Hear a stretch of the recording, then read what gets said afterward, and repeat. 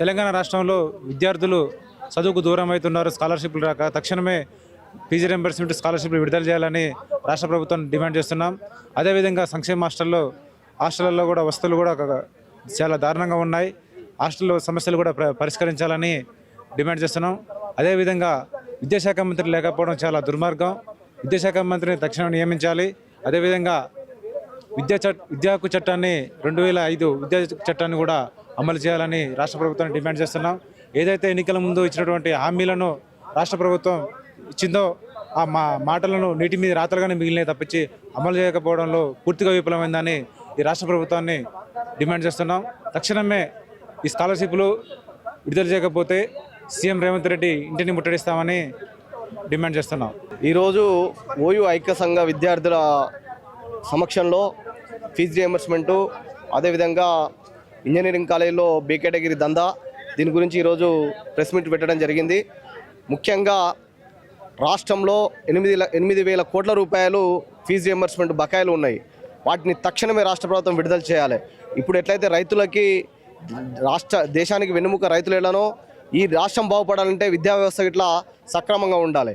రాష్ట్ర జీడిపిలో 6% కేటాయించాలి. దేశ జీడిపిలో కానీ రాష్ట్ర జీడిపిలో కానీ విద్యారంగానికి రాష్ట్ర బడ్జెట్లో 6% కేటాయించాలి అని ప్రణాళికలలో మీరు రచిస్తారు. కానీ మీ యొక్క ఎజెండాని మీరు చెప్పడం జరిగింది. మీ ఎజెండాలో చెవెళ్ళే మీ యొక్క సభలో ఏం చెప్పారు? 5 లక్షల రూపాయల గ్యారంటీ కార్డు ప్రతి విద్యార్థికి ఇస్తామని చెప్పారు.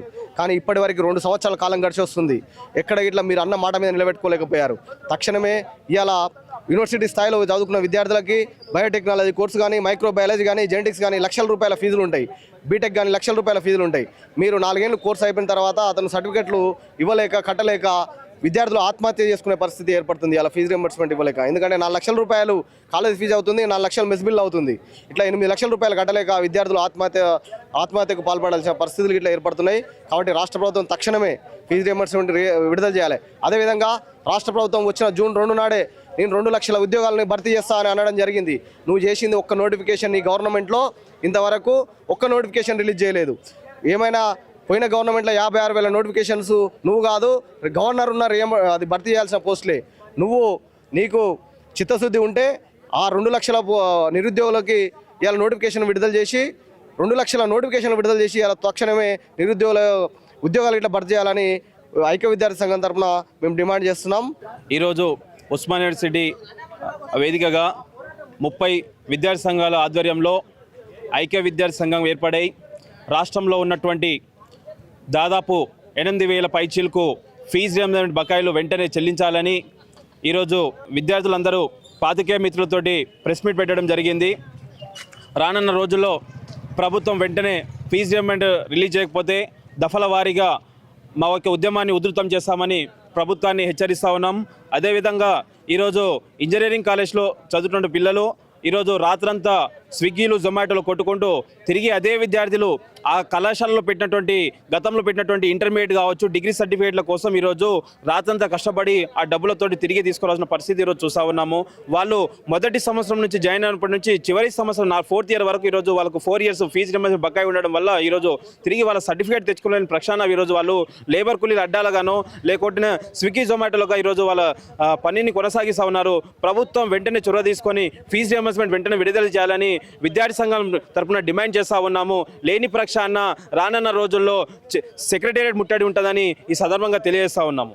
ప్రభుత్వాలు మారినా బతుకులు మారతాయని మేము వేచి చూస్తున్నాం.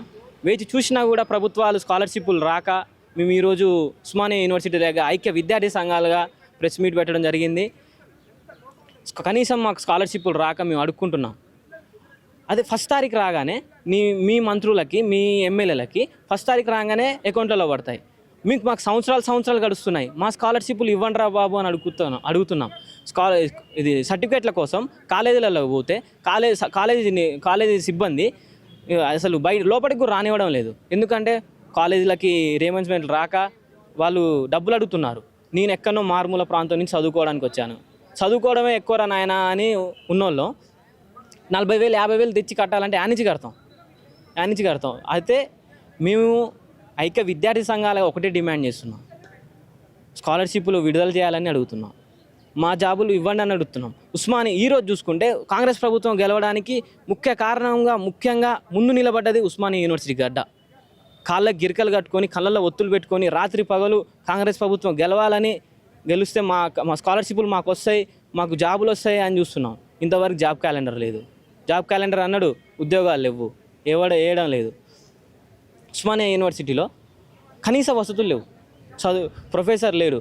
30,000 మంది స్టూడెంట్స్ ఉంటే 30 మంది ప్రొఫెసర్లు.